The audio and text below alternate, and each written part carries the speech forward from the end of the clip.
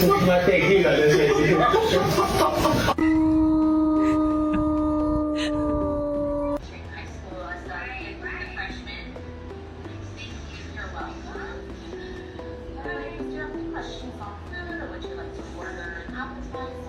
This is Sky. She's born deaf. When it's time to go for a walk, she doesn't understand. This is how we tell her. We just thought the world should see this.